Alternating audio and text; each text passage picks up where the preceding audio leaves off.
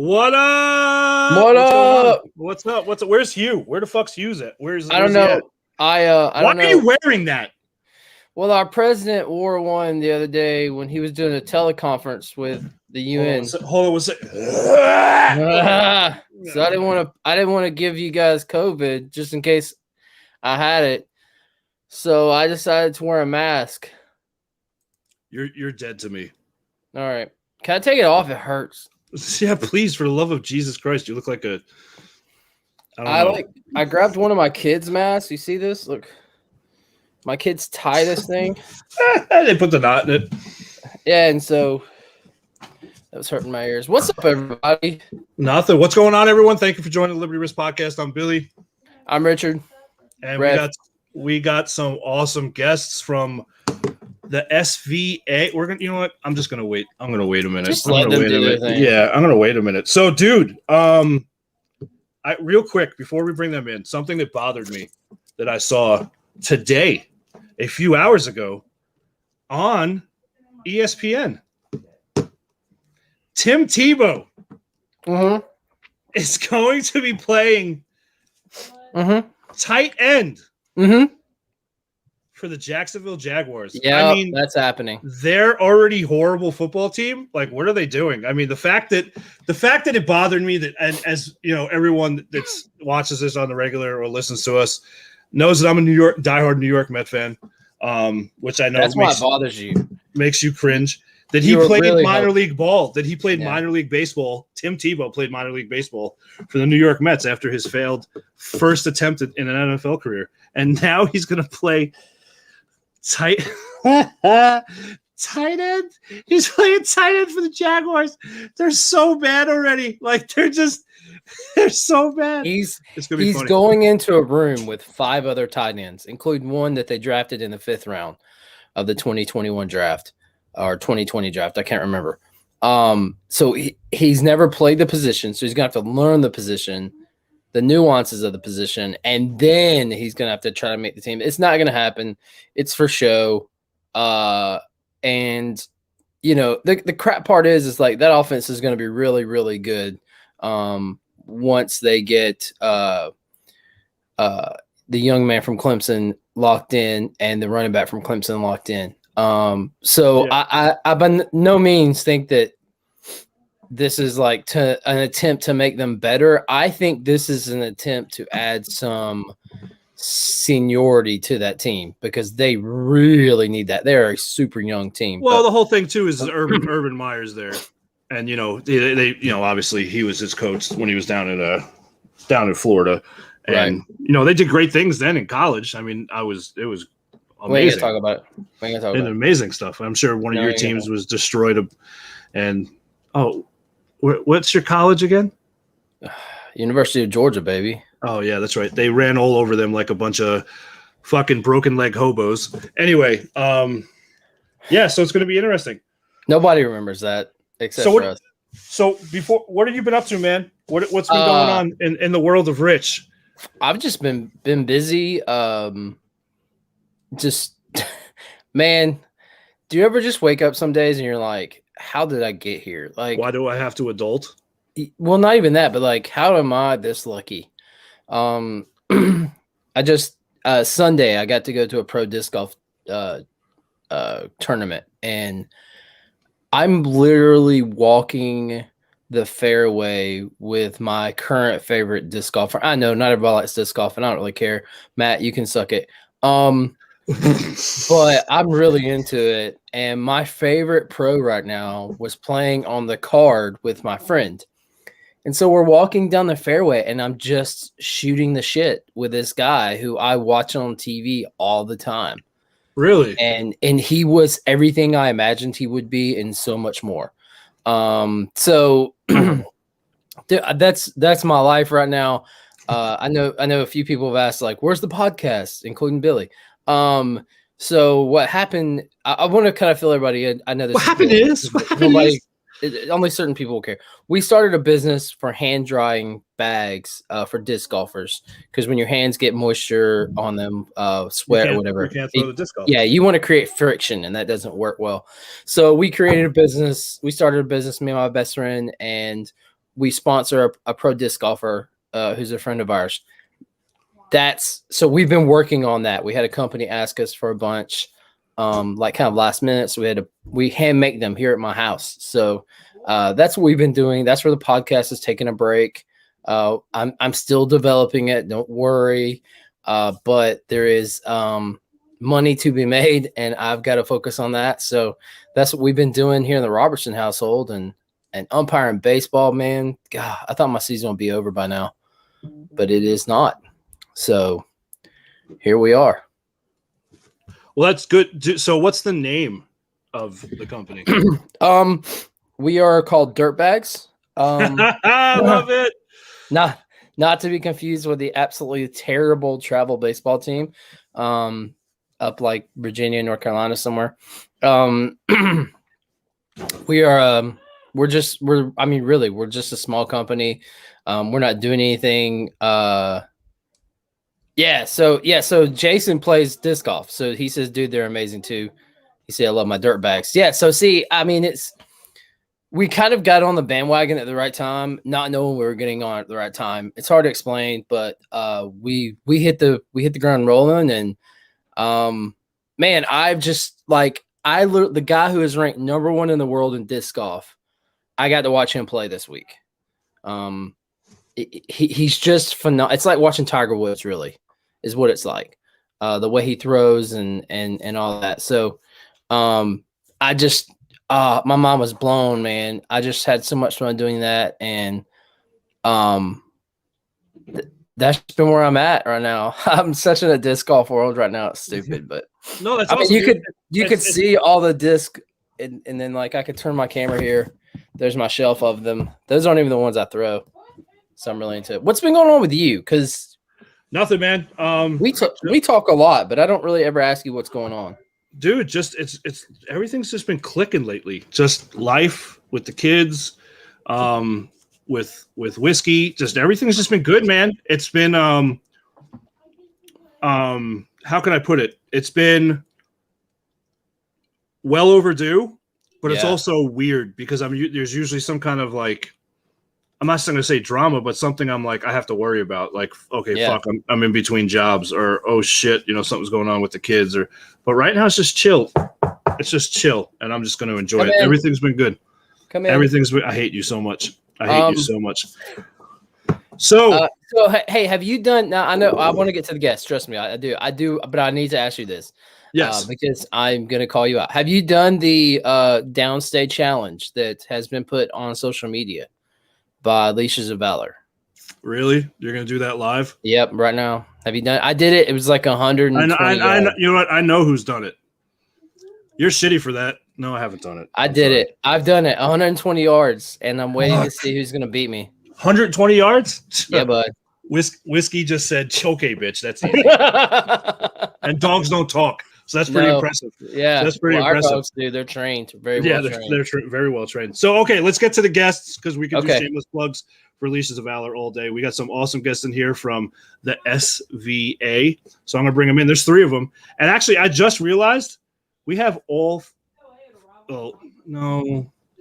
No, is the Space Force a real branch of the military? Well, the government says it is. Oh, shit. All right. Well, we're missing a branch. Are there Space Force veterans? That's what I want to know. You know what? Let's bring them in first, and we're going to talk about this. Oh, yeah. Look at those smiles. What's up, guys? Yeah. What's going on? Jeff's still trying to figure out if there are Space Force veterans right now. You know what? Hold on. That's like a trick question. How cool is that going to be when we hear about?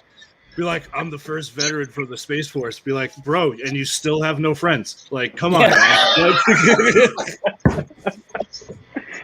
I mean, we. Think about it. When they said that they came out was going to come out with Space Force, it's like I was thinking about re-enlisting, become a Millennium Falcon driver. Yeah, like I wanted to be a fucking. I wanted to be what's Elon Musk's spaceshipy shooting. I wanted to be a door gunner Spaceship. for that. Yeah, I wanted to be a door gunner for the fucking spaceship shooting fucking lasers. You know, get a Chewbacca in there. Yeah, that'd be great, man. That'd be awesome. Fucking saving the universe. Hell yeah. So guys, go ahead and introduce yourselves. Tell everyone where you're from. Go ahead, Brian. You're first. All right, my name's Ryan Trepanier, Marine Corps veteran. I'm from Central Washington, like middle of nowhere, like Freda, Soap Lake. Got out of the Marines in 2017, and then moved back over here from North Carolina, and I've been going to school at UW Tacoma in studying computer science. That's going all right. I'm excited to graduate next year, hopefully. He says hopefully. He says if I can keep my grades up, I'll be That's able a to do real it. veteran right there. He's like, Yeah. I might not. I don't know. Yeah. If I could graduate, hopefully, we'll see what happens. How did okay? I want to Banking get on to the those other guys. benefits. I want to get to the guys. Hang on though.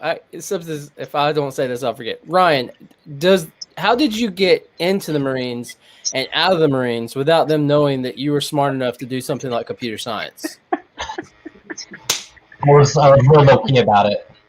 You just kept that to yourself. I don't Yeah. blame you. I'd be like, give me a crayon. Like, you know what I mean? You gotta fit in. You gotta fit in. Like, right. Bro, no, I get it. You need to survive the crucible. I get it. I totally get it. So, all right. So moving on. I'll go. Jeff is like delaying here. Thomas Goldjam.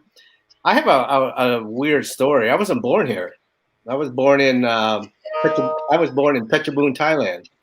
I immigrated over here. Yeah, I was immigrated over here when I was 10 years old during the Vietnam era. I got basically adopted by a service member. He brought my brother and my mom over here, and I lived basically all over the place. And my whole family, my entire adopted family was military, career military. Really? 20, 30 years military. And I thought, oh, shit, I'll join the military. So join the military. Cool as shit. That's what you're supposed to be doing. And then realizing that, hey, I want to go to college. So I had to serve in the Air Force. It's called a pilot's chase program. So you have to serve X amount of years before you get transferred into a reserve status. So when you get transferred into reserve status from active duty, you have to serve 6 years. Well, to make a long story short, I retired out of the reserves from active duty to the reserves in 2020 years. Wow. And when I was in the reserves, it didn't feel like it was the reserves. It was because of the war and first Gulf War, then the second war started. It was just like that 1 week in the month when it went out the window. I mean, it was. Hey, whoever listens out there, they tell you it's 1 week in a month is BS. All right, it's just BS. It's not 1 week in a month. All right, so and when I was in the reserves, I started my corporate banking career, finished college, and went into investment banking a couple of years at Goldman Sachs, and wow, and started 4 companies, and ended up at higher education by accident. And we can go more. It's not about me. It's just, and I'm not your traditional, American that came through. I was an actual immigrant and speak English and learned how to speak English by watching Sesame Street. That's cool. Hold up. That's what. And I'm sure everyone here could say that. That's one reason I love the military was because the diversity and stories like that. The military is such a melting pot, and I don't think people really truly understand it that haven't joined. So like Thomas, no man, brag about it, dude. That's an awesome fucking story, man. No, when you guys we were talking before the show, I kind of missed the military interaction because I felt within 2 minutes, I felt like I know you guys forever. You know you know what I'm talking about? Told you, Ryan. Told you that's what this show's about. And I just knew. I was just like, man, we can talk, we can BS, but when the time comes to actually put your A game on, you can get your A game on, right? Yeah, when we need to take care of business, we're always the go-to fucking people. That's why, and it's one of the reasons we do this show. And we do it too. Yeah, and it's one of the reasons we do this, and we want to, connect other veterans with other veterans. You know, that's an amazing story, Thomas. It really is. Like it's cool as shit, bro. Like you don't hear that every day, and it just shows you how strong the military bond is. I mean, even with your adoptive family. I mean, it's awesome, dude. It's awesome. Yeah, So, I appreciate that. I appreciate that. But you know, it was a struggle, and that's why I love America. I mean, where can you come from, third world country, and if you choose to improve yourself and be better, you can, right? That's right. There's no excuses. You can't blame anybody. You know, No, I remember learning how to read through Sesame Street, and I would read on a bed with my brother, and we would back and forth to learn how to read. You know, it's America. Yeah, it's America's great, man. You gotta love America. that is so cool. Nice. So, Jeff, All right. you've been on the show before. You Yes, sir. you silly son of a bitch. So go ahead and tell us where you're at, man, because things have changed for you, bro. Things are a little bit different now. I know. Got my pull-ups on now, and I don't have to wear no Pampers anymore. But yeah, my name is Jeff Bantay. Born and raised in Tacoma. Of Filipino parents, immigrated from the Philippines. My father was former Army, so military brat. And May is Military Appreciation Month, as well as mental health awareness month. So I just want to bring that up to light.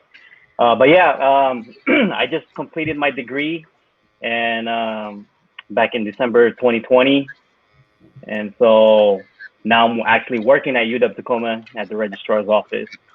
So, and then at the same time, I've been deemed the SVO Veteran Alumni Advisor.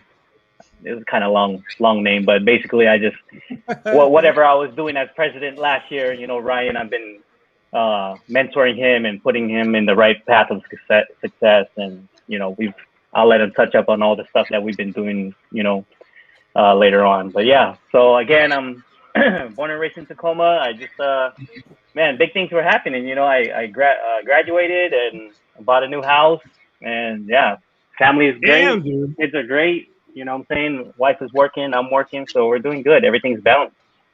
That's awesome, dude. That is so awesome. Congratulations on everything. Congratulations on your transition.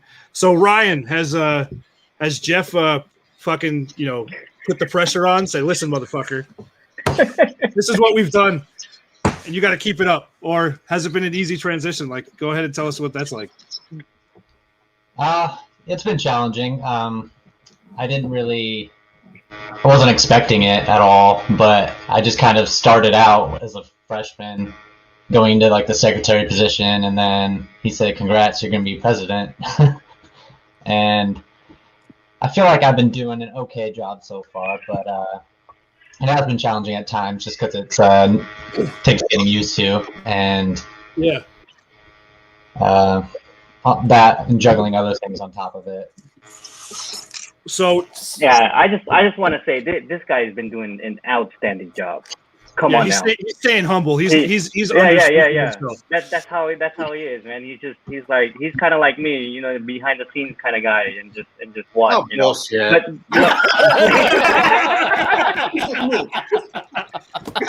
I know.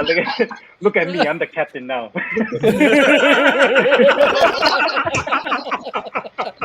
No, but you know, I gotta give it to him, because you know, he showed up to our SBO meeting as a freshman, and then just stayed consistent.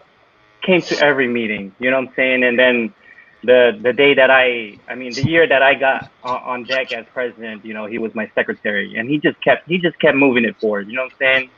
And you know, the pandemic hit, and you know, we were kind of in a bind of holding elections, so we just started, you know, we did in military fashion. We started appointing people, you know, who were part of the active members. So, you know, no other person except this crane eater to run the show. You know what I'm saying? Like, come on now, been doing an outstanding job, man. So I gotta give him that.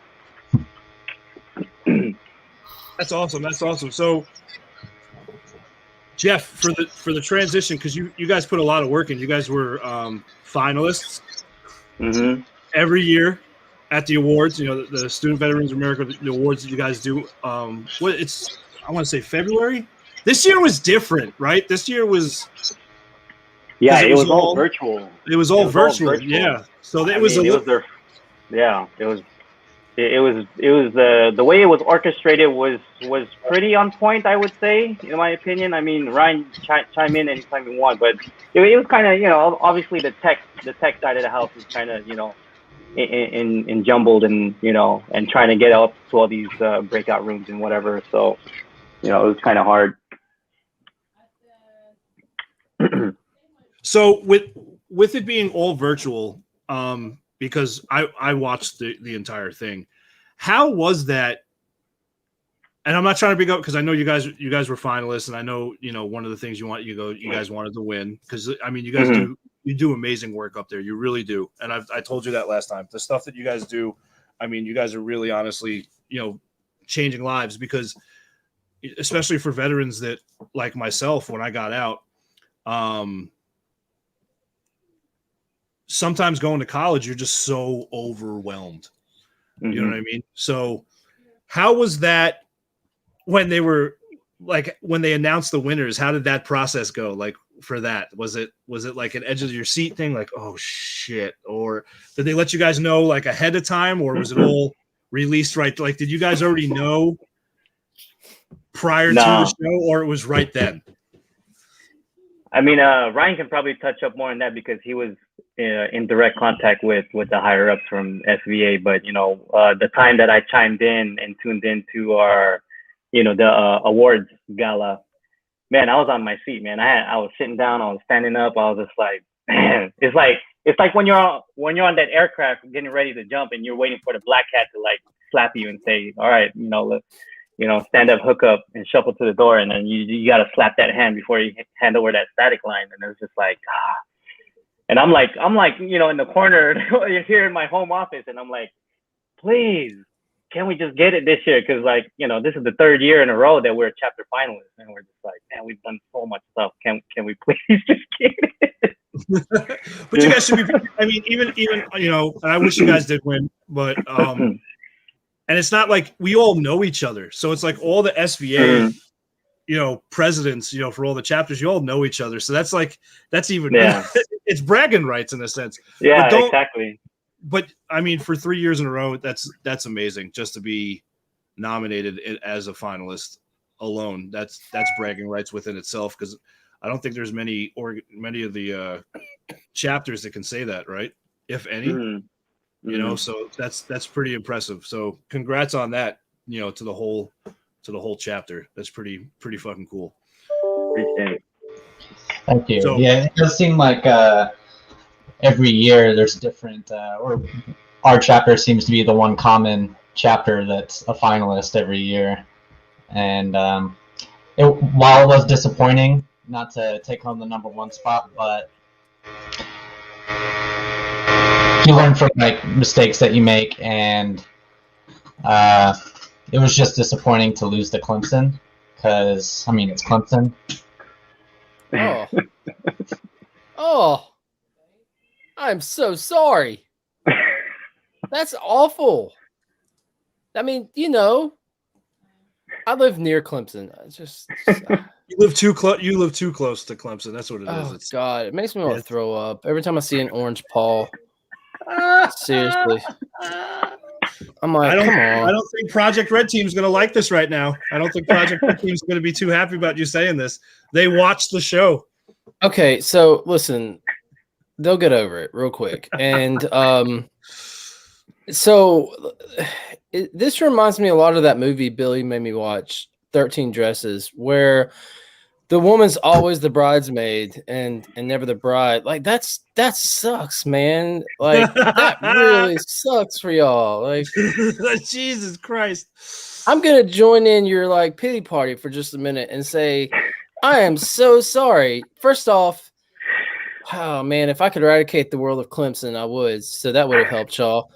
But the other part is I think it speaks highly of you guys, like Billy was saying. I mean, there are so many chapters, and yet you're constantly there. You're constantly a force to be reckoned with, and it says a lot about Ryan. Really, what Jeff was saying, it says a lot about Ryan in that his first statement was, "Yeah, we learn from our mistakes. We learn where we messed up." Like wow, like that's phenomenal. Like that's good leadership. We need more of that, and that speaks very highly of you, Ryan. Because trust me, if more of our leaders around that were always taking on Clemson thought that way, Clemson wouldn't exist. So, anyways, that's enough about Clemson because I really can't stand them. So that's really neat. So, what does Thomas have to do with anything with this? Because he has not said a word about this. What do you do? I don't do much. The vibe. You guys know what vibe stands for, right? No, tell me, because I didn't know what SVA stood for. Well, Jeff, we were talking about this the last time you were on about the whole program. Yeah. Basically, the vibe cohabitates with the Veterans Resource Center and all that. So basically, it's a giant resource center. So the VIBE stands for Veterans Incubator for Better Entrepreneurship. So I help veterans and non-veterans alike to create their own economy. Okay. So the program was developed about 5 years ago to help veterans transition out of the military because they have such a great skill set that they don't continue to use because, all our training with all our upgrade training and deployments and all these things, leadership skills, the taxpayers spend close to $1 million per person by the time we get done, correct? And we have all these skill sets, and all of a sudden you leave and the money's it's a sunk cost, it's gone. It's fraud, waste, and abuse, right? So the program was developed to basically harness these talents and smarts and all that from a veteran standpoint to take it to the next level. A lot of times, it's Ryan's an anomaly. I mean, the crayon eating guys, they don't go to college. There's nothing. Yeah. You don't have to go to college to be successful. However, but they do have talents. As an example, I have one phenomenal student that basically joined the Army when he was like 17 years old. I mean, he didn't know anything about math. Make a long story short, he just graduated last year with an electrical engineering degree. Amazing. EE is hard to get. And anyway, so basically when he came up to the Vibe, he was talking about business and all that. And he goes, actually take that back. He came up and I hired him to be a student intern for me. He goes, I don't know anything about business. I said, what do you mean? Tell me what you did in the Army. He was Special Forces. He goes, I don't know. So tell me what you do. He goes, well, I go out on patrol. I said, what do you do on patrol? He goes, what's it called? He goes, Village Stability Operation. I said, what the hell is that? He goes, well, we go out there and talk to the village leaders and trying to talk to them about, how we can come together and help each other, blah, blah, blah. I said, perfect. That's business. He goes, what do you mean? Why don't we call it Village Community Stability Operation? That means you go out there and you help communities and all that. But let's flip it around from a business standpoint. It's called marketing, James. Marketing. So you're trying to sell something, so you know how to sell it. Instead of selling ideology, you're selling products and services, right? So we have to change the nomenclature of how we are labeling these things. So in the military, everything is on your chest, right? All the things that you've done, your resume. Yeah. But nobody knows that. It goes, what's all these colors here? What's all that for? I mean, nobody knows. But you can translate that into something. Rev, you were starting a business. So, I mean, this is what I do. I help you take it to the next level. You have an idea, but unless the ideas generate revenue, it's just an idea. So 20-something years, and plus I'm still, one of my biggest clients is Los Angeles County. And so I help them with these type of things. Is that how do you generate revenue? It's not about a business plan. It's not about this idea. It's about cash flow. It's about understanding your cash flow and balance sheet. If you can handle that, you can have a successful business. So I also teach entrepreneurship at the U. And we throw everything out that you read and all that. I mean, I'm all realistic street cred type guy. I bring street cred to the game. I call it in my class. I think Jeff took my class, and I said, what's my mantra? Less kung fu, more chop. More chop, yeah. More chop. All this kung fu shit, forget about it. I want some chop. I want you to go out there and make some money. So that's what I do in the street cred lingo. I can tell you about the higher academic. We do this, we do that. No, it's just like we got to take your smarts from the military and use it in the civilian world, and we just have to change the mindset and how to do that. I can teach you a little bit of this, a little bit of that, but if I can teach it from how to look at it from a financial standpoint, you'll understand it. So that's what I do. But how do we relate with Jeff and his group? And we cohabitate, we help each other out, and we're just one big family up there. That's so awesome. Yeah. So do you, Jeff and Ryan, do you guys send people his way? Like, do you send or is that already established over there at the university? Like, how does that work? Like, well, first let me say that Cool Jam was our veteran advisor for our SBO. So according to registered student organizations, you got to have at least one staff advisor, and so we had two. We had Thomas Cool Jam as our primary, and then we had Michael Moradas, who's also our career development specialist at the VMRC. So he was our alternate advisor for there. But yeah, so I minored in business administration. So when I would interact with these business kids, I would tell them like, hey, have you been to the Vibe? And they're like, no, what's that? And I'm like, well, the VMRC and the Vibe are, again, cohabited in one space, and it's on top of the hill on campus, and it's in a building that is out of students' way when we were still on campus. So, they didn't really know about it. So that's how I brought more people in. And then on top of the business plan competition that the Vibe holds every year, we try to get more students, business students, both veterans and non-veterans alike, to come up and see what the space is about, and just gain all this straight up, no bullshit, type of knowledge that, that will help you be successful. So you said business plan competition. Yeah. So I'll let. Okay, hold up. I'm a business major. Major. So I want to hear a business plan so I had to write a business plan out, and I never did. Yes. That's what I felt like I wanted to do onto the paper.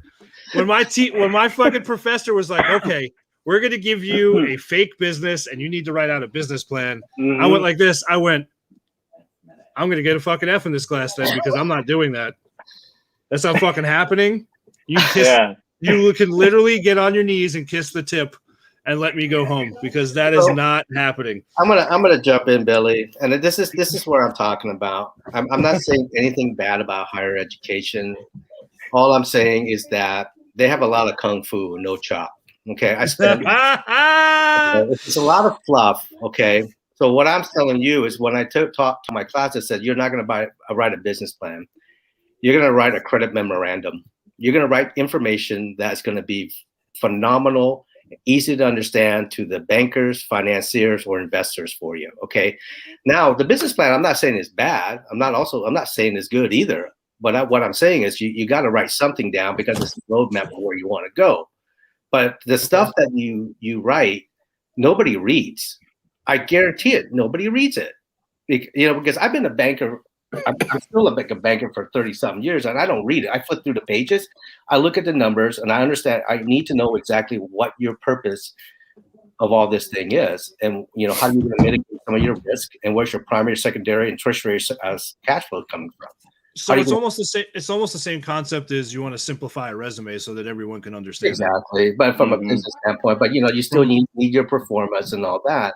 So this is what I teach them, because there's a lot of fluff out there that you really don't need, because you're just going in there and talking to the investors.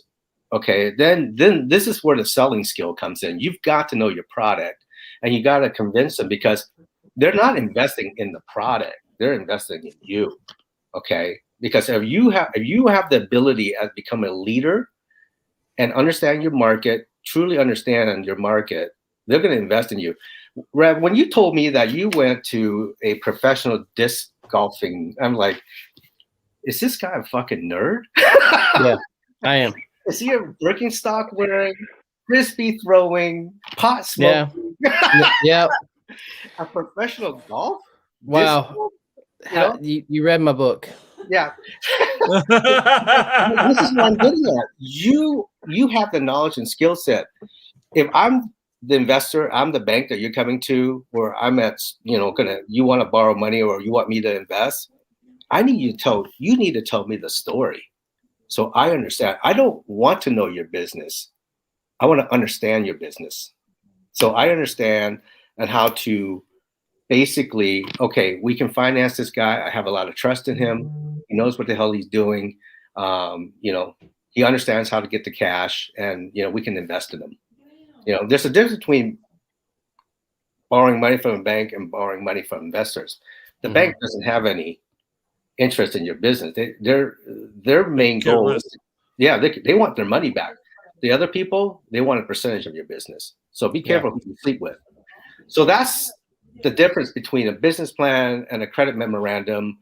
Then there's other things too that you have to write out, like a PPM, private party memorandum, a big thing for investors to look at.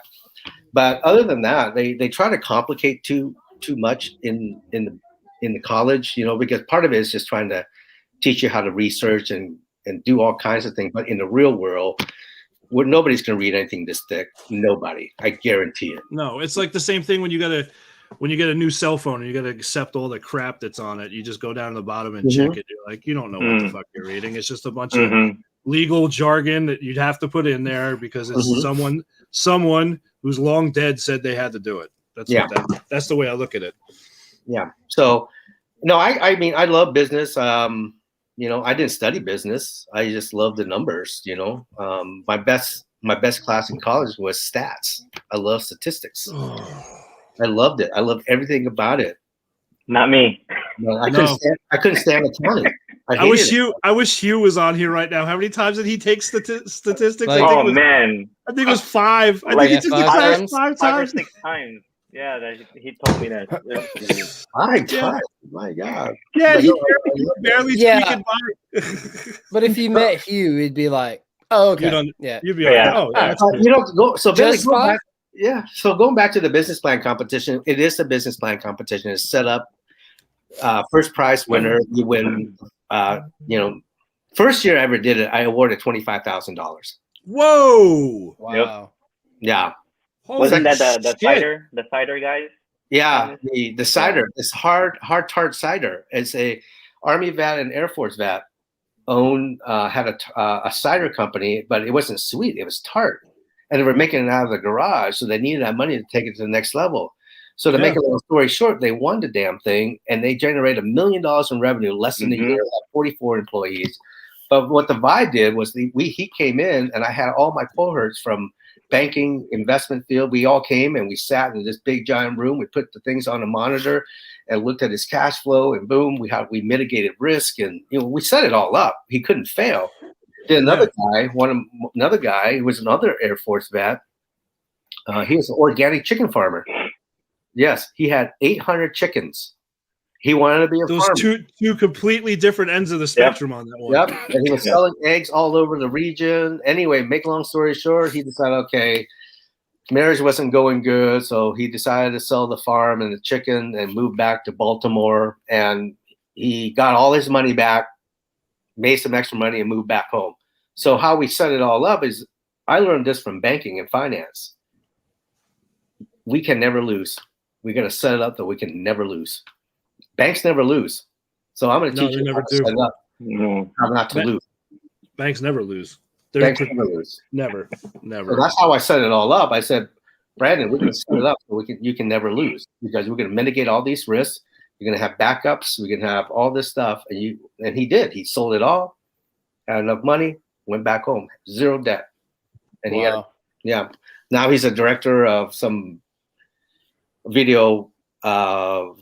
He works for the Department of Justice. He was He worked for Armed Forces News while he was in the Air Force, combat photographer and Oh wow. anchorman and all that. So he's doing videos and stuff for the Department of Justice now. So this is the talent I'm talking about, gentlemen. You can be an organic farmer and go back to what the military trained you on, just like that. But you have to believe in yourself. A lot of these guys. Yeah, and you know what? That's one thing. And Rich, we've had so many episodes about this that you know you've been a part of too. Is a lot of the people we bring on are, you know, we try to be advocates for you know, veteran, you know, against veteran suicide, and a lot of that has to do with a lot of going into what you were just saying is believing in yourself. Is these service members, when they leave the military, they have to get out of this mindset that that's all they were and that's all they can be. And I was victim of it. You know, I'm finally, and Rich, we've had conversations about this. I'm finally getting to the point where I'm looking back and yeah, I loved my service. I loved what I did, but I don't, and we said it on air, I don't think I could ever go back to the service because I know the mindset it brought me to. Do you know, does that make sense in the sense that when I got out, all I thought was, this is it. What am I going to do now? I was a master at arms in the Navy, and that's all I know, and that's all I could ever be. And now that's not there anymore. What do I do? So if we can get those veterans out of that mindset, like what you're doing with the Vibe program, you know, and what the, you know, the SVA and everything's doing with you guys, you know, giving veterans these opportunities in the sense that hope.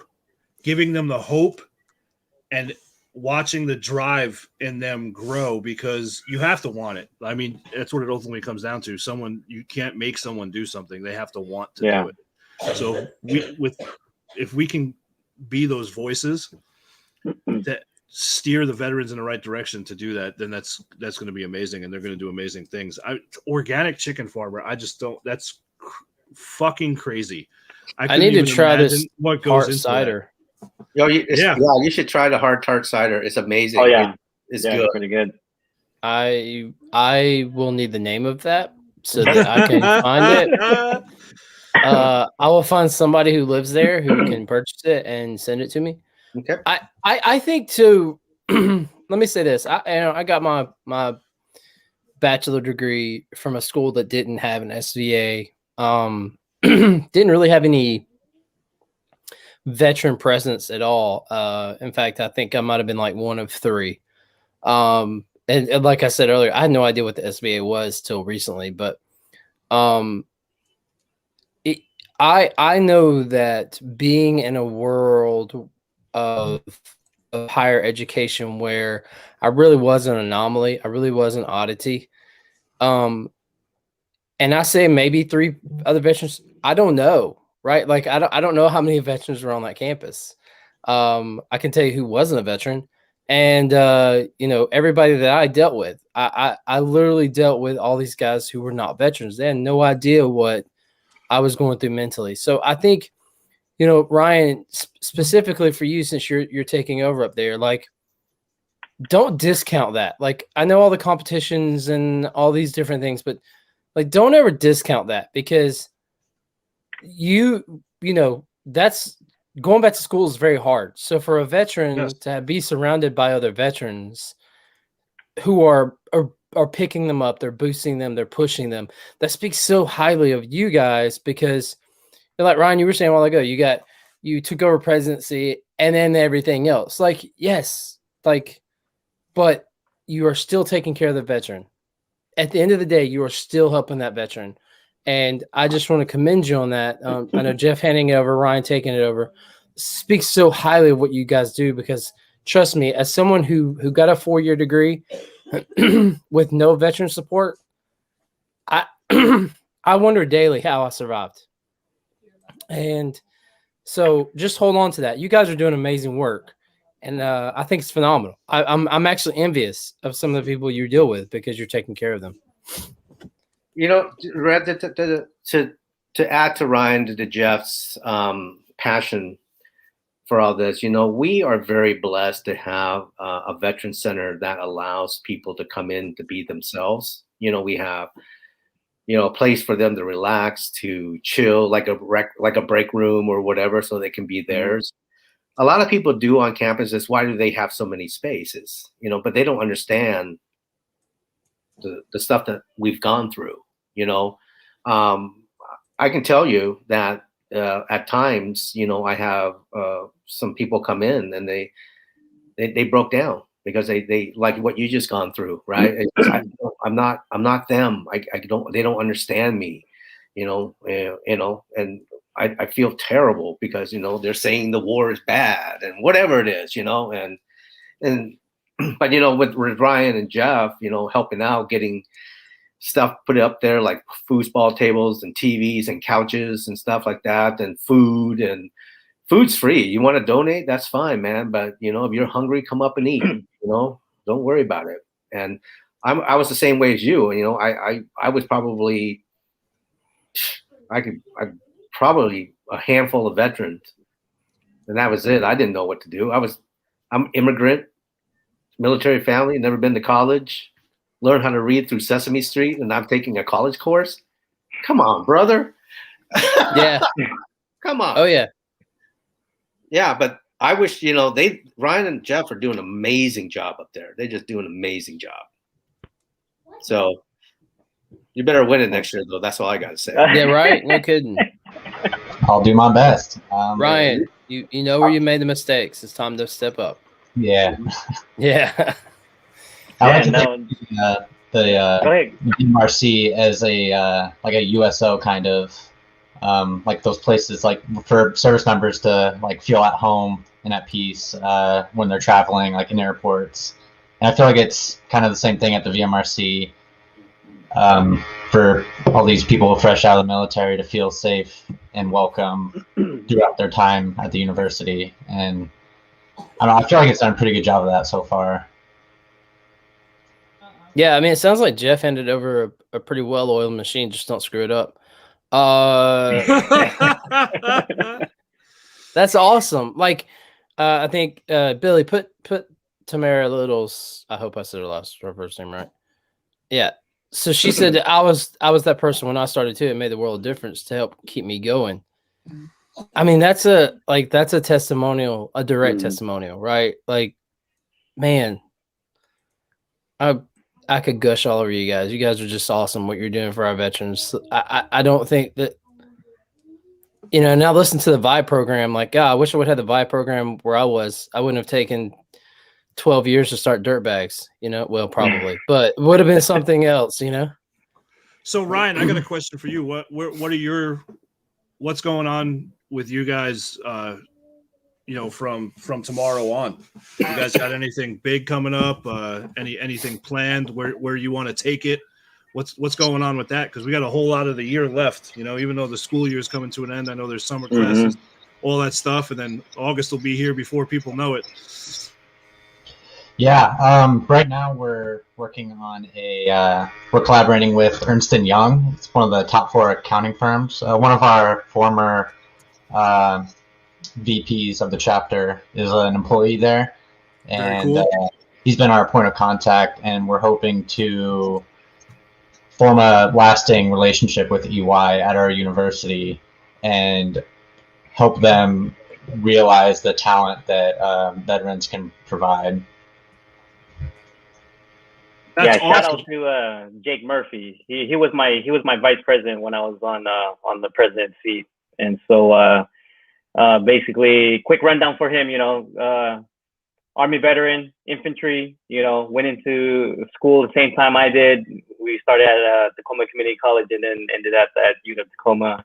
Took advantage of the SVA Leadership Institute and got internship in the Bay Area, and boom, landed his job at EY. And then so now he's paying it forward by connecting the EY veterans, veterans that are working for that firm company, and then with in conjunction with us and business students from the Milgard School of Business on UW Tacoma. So we're trying to, connect everybody and get them up, where they got to be or where they want to be. So I'm really surprised that Jim became an accountant because he really has a good personality. I don't know why he became an accountant.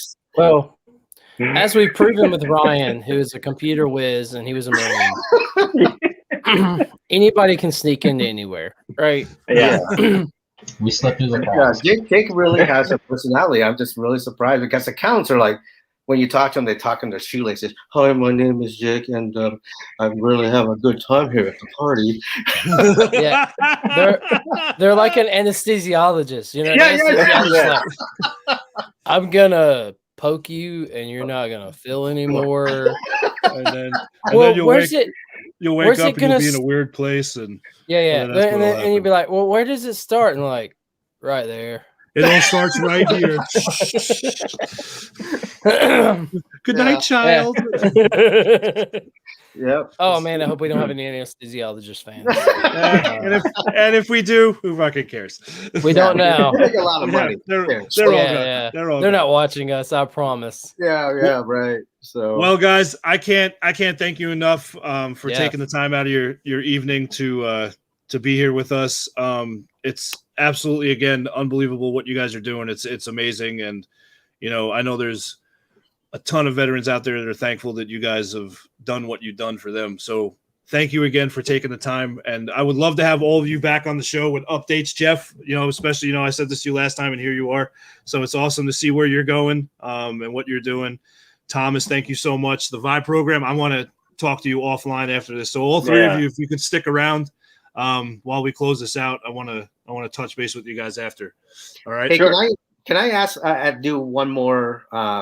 One more shameless plug. Go ahead. No, one more shameless plug, but I just mostly for you guys. Jeff speaks highly of you guys on your show. Thank you for what you do. I mean, this is amazing that you guys are funny, allowing just even though it's virtual, I just feel very comfortable that I'm That's back awesome. on the flight line or being, getting ready to get on that airplane to be mobilized somewhere and, meeting guys from all over the world. And within seconds, we blended well together. And I wish the world can be like this, because instead of just fighting each other, we're Americans. Why are we doing this? I Exactly. I just don't get it. I mean, I work with everybody from different coalitions and all over the world. And for some reason, when we don that uniform, whether it's Israeli uniforms or the South Korean uniform or the Japanese, whatever it is, we tend to mesh together. Oh, yeah. We do have a lot to offer. And I wish we can figure out some kind of secret sauce to share out there and says, hey, we came from all parts of the world, all background, rich, poor, whatever you want to call it, educated, non-educated. How come we can work together within 8 to 10 weeks of basic military training? Yeah. And you guys are born here, each other's backs. get along. Yeah. Yeah. I think that don't speaks to any future applicant to Vibe. Just a heads up, if you find that secret sauce, I feel like you're gonna win. You could win that business plan competition. That's just in your future. I don't know, dirtbag. I don't know. You might win too. Hey, there we go. Well, listen, guys, thank you so much. Hang around the green room while we wrap this up, and we'll chit chat a little bit more. But thank you so much for being on, guys. Thanks, guys. Thanks. Wow. I know. Billy. Just good. Yeah, no, man. You know what? This is one reason why I love doing this show, and I love when you're able to come on. You're one of my closest friends, and when Hugh's not here, you're more than willing to step in. And I'm glad you can share these experiences. And thank you for again to Thomas for saying what he said. It kind of you said to me a while ago. I'm not in this to become internet famous. I'm not in this to get likes and follows. And, we do say, please like and follow the pages because we want to get it out to other veterans. But I'm not in this to become famous whatsoever. This is completely run by us. We finance this whole thing. We don't ask for money from anyone. It's a passion project. Yeah, that's exactly what it is. It's a passion project. And I love doing this. I love the podcast and I love getting it out there. So to hear that it setting this all up, and it's awesome. It's awesome. It's surreal at the same time. Yeah. Because I do feel like I'm just on live, on the internet machine, just bullshitting with my friends. And that's one of the perks about it is that's how it, it comes out and it gets portrayed to everybody else. But Well, that's like you and I talked about on the show even. The number of non-veterans who enjoy our show, Yes. mainly because we kind of do have that secret sauce, right? Like we all don the uniform and we have that brotherhood, and that's what this show has done. I mean, it's what I tell people all the time. I found my tribe. Like, I know we're not supposed to be tribalistic and all that right now, but I found my tribe. Like, I found my people. I found what works for me. Because this group gets what I've been through, and I get what they've been through. And I think it speaks highly of you guys when you started Liberty Risk, and it's just neat. And like, bro, like Ryan did phenomenal. He just did a great job. That dude's got a bright future. To be a former, well, I guess you can't say that, right? You're a Marine. Don't do that. He'll fucking come through the screen and choke the shit out of us with a computer recorder. Oh man, I don't know. Marines, man. You're never a former Marine. Never a former Marine. When's your birthday? It's the day I went to boot camp at. Yeah. Well, this has been a fun show. I just want to thank you for inviting me on tonight. Oh, dude, come on, man. This is like whenever Hugh or I can't make the fucking show, you're the first person we fucking ask all the time. Yeah, man. So, well, I mean it. Every time it matters. It means a lot, and I appreciate it. No, so it's awesome. So, everyone, we do have a lot of stuff coming up. Hugh, we're going to try to put something together for Hugh. It's still in the works. He is deploying out for 12 months. He is as I call a full-time reservist, because he doesn't get told he's going on these deployments. Hugh actually fucking ponies up and volunteers for him. So, even more kudos to Hugh. He's going to be out I'm going to say in country, because we don't know exactly where he's going to be at, but he's not going to be in a very pleasant fucking place on the ground for 12 solid months with no break. Forget that. Yeah. So he said he might on the base there, or whatever the fuck they're calling them now, the FOB, whatever the heck it is over there. He is going to have the capabilities to be able to do the show from there. Every once in a while, it'll be like 3 a.m. his time, but he wasn't able to make the show today because he is in training right now down in South Carolina. And his schedule is just fucking hectic. I know he took his service dog, because like I said, he's a reservist. He took a service dog and brought it up to Leashes of Valor about a week ago. So I know him not having his dog Guinness is also not easy. And all of us have deployed, the guy, Ryan, Jeff, Thomas, we've all deployed. You get into this mindset that you kind of shut the world out, like, a few weeks before you leave, because you gotta kind of focus, and it's hard. People see us, either getting on that plane or getting on the ship or whatever, however the fuck we're deploying. And I've had people be like, man, you guys just look like you love it. I'm like, no, inside we're fucking crying. Like, we have families back home. We got kids, even something simple. When I was stationed in Japan and I had to leave my daughter, my oldest daughter was 9 months, and I had to go 2 years unaccompanied. I was able to come home on leave and stuff like that. But just that initial leaving, I'm like, yeah, I got this, whatever. Yeah, I'll see you guys in a couple of months. But inside, I'm like, I don't want to go. I want to stay home. Like, so, we're going to try to do some stuff for Hugh, and then, put together some fucked up care packages or something, like send them over, like, 2 cases of lube or something like that, with like a fucking guy blow up doll.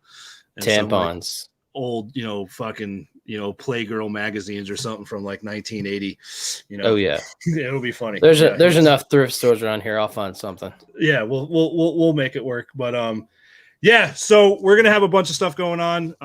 We're gonna have more updates on fucking Rich's business with dirt bags and all the other fun events. The world is slowly opening back up, so hopefully we'll be able to get back up and do some on location live events this summer.